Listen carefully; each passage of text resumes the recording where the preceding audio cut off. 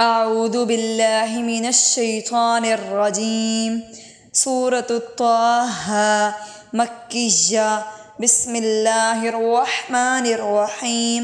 آیت نمبر 114۔ فتعالی اللہ الملک الحق۔ یہاں پر جو کاف ہے وہ باریک ہے اور دوسرا کاف موٹا ہے۔ ہم کیا پڑھتے ہیں موٹا کرتے ہوئے مالک الحق، دونوں غلط پڑھ جاتے ہیں۔ مالک الحق۔ ولا تعجل بالقرآن من قبل ان يقضى الیک وحیہ۔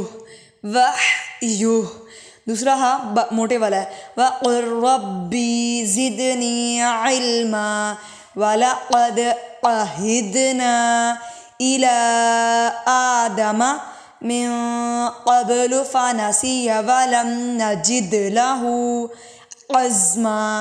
وَإِذْ قُلْنَا لِلْمَلَائِكَةِ اسْجُدُوا لِآدَمَ فسجدوا إلا إبليس أبى فقلنا يا آدم إن هذا عدو لك ولزوجك فلا تخرجنكما من الجنة فتشقى۔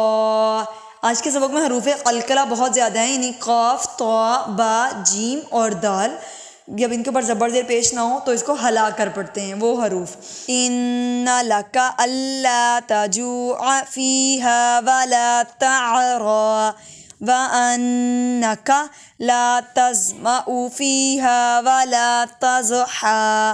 فوسوس الیہ الشیطان قال یا آدم هل أدلك على شجرة الخلد وملك لا يبلى فأكل منها فبدت لهما سوآتهما وطفقا يخصفان عليهما من ورق الجنة وعصى آدم ربہ فغوی ثم اجتباہ، جیم حروف قلقلہ میں سے ہے، ثم اجتباہ ربہ فتاب علیہ وہدی۔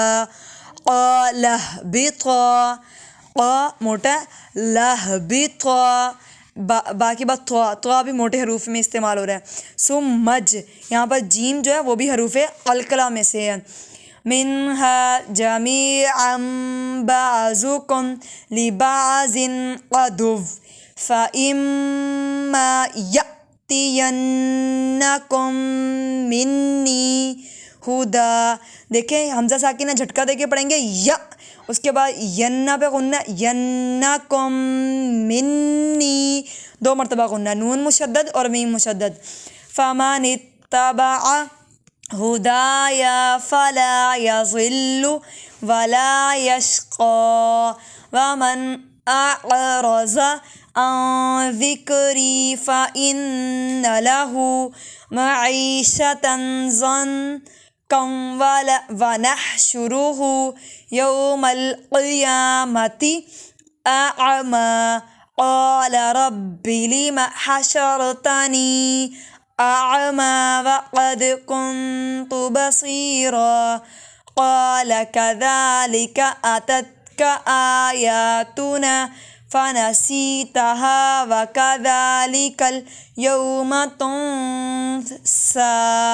غنہ اور حروف قلقلہ کا استعمال زیادہ کیا گیا ہے۔